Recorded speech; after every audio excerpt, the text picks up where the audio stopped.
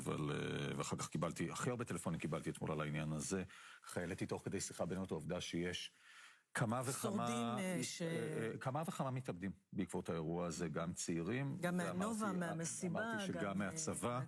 בלי להיכנס לפרטים, ואז קיבלנו המון פניות בעניין הזה, מעיתונאים שאמרו צריך לטפל בזה, ועד אנשי מקצוע שאמרו שצריך לטפל בזה. וביקשנו לצרף אלינו הבוקר את הרב איתן אקשטיין, מנכ"ל עמותת רטורנו. למי שמכיר, אולי כפר הגמילה הגדול בארץ, פה לא רחוק מכאן באזור בית שמש. שלום, תודה שהצטרפת אלינו.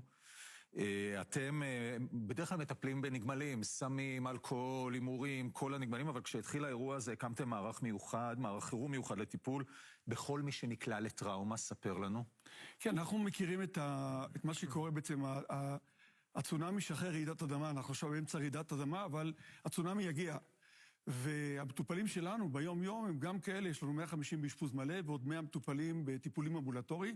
כולם עברו איזושהי ירידת אדמה בחיים שלהם. כן. כך שאנחנו יודעים שיש קשר ישיר בין מה שקרה להם ומה שקורה להם, לבין מה שיקרה להם בהמשך. אז אנחנו מנסים עכשיו בעצם לתת להם כלים כדי להתמודד עם הטראומות, כדי שלא יפתחו את הפוסט-טראומה, מה שבעצם אמור באופן טבעי לקרות בהמשך. ובאמת החברה האזרחית מאוד נרתמת, אנחנו לא היחידים.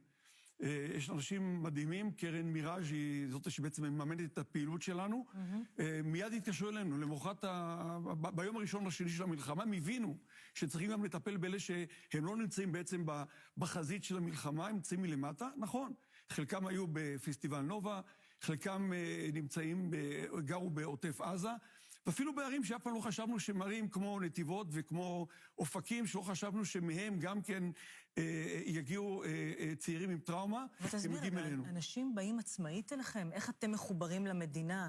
זה גם יוזמה אזרחית התנדבותית, או שזה מערך בריאות הנפש של משרד הבריאות? אנחנו בעצם מפוקחים לידי משרד הבריאות ומשרד הרווחה, גם הם מפנים לנו, אבל היוזמה הזאת היא יוזמה פרטית לחלוטין, אנחנו מפרסמים את זה ברשתות החברתיות, ובהתחלה הגיעו לנו 5, 10, בפעם האחרונה היו כבר 50 צעירים, אנחנו רוצים להגיע ל500 צעירים, עכשיו אני צריך כנראה לעצור כי אנחנו לא מסוגלים יותר.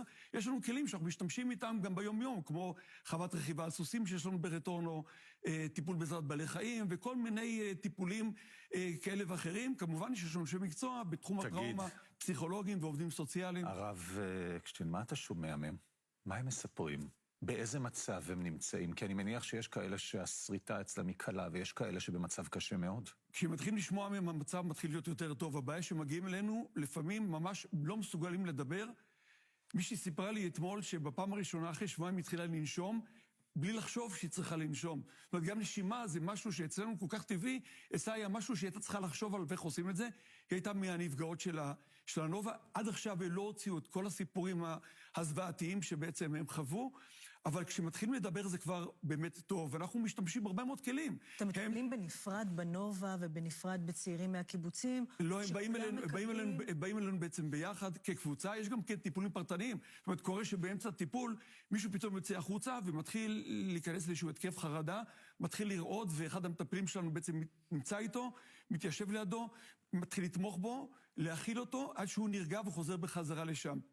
המטרה שלנו גם שבעצם הקבוצה הזאת שנמצאת אצלנו, במשך הזמן יהיו שגרירים שלנו, כי הם מכירים יותר טוב מכל אחד אחר את החברים שלהם. יש מעגלים של חברים שאין להם את הכוח בכלל לפנות לעזרה. זאת אומרת, מי שכבר פונה לעזרה הוא במצב טוב. אנחנו מנסים להגיע לכאלה שעדיין לא מסוגלים לבקש את זה. שאלה אחרונה, שוב, היוזמה היא ברוכה, היא קדושה, אתם מצילים חיים. אבל השאלה היא האם ככה זה אמור לעבוד בצורה של יוזמות פרטיות, אנשים טובים שהולכים ומוצאים... את חדשה כאן? מדינה שהפריטה את כל השירותים שלה. הספקתי עוד לשבת פה כמה שנים וללמוד משהו, אבל אני באמת שואלת אותך, אתה מזהה עכשיו את הטראומה הקולקטיבית הזאת, אנחנו לא רוצים שהיא תהפוך להיות פוסט-טראומה קולקטיבית. אתה חושב שהמדינה צריכה לעשות משהו אחר באופן הזה של ריצ'ינג אאוט לאנשים הנפגעים? יש לי נכד בגולני שנמצא עכשיו בעזה, ואבא שלו נמצא עכשיו בצפון, הוא קצין בצפון. אני חושב שכולנו עסוקים עכשיו ברגע הזה בלכבות את השריפה.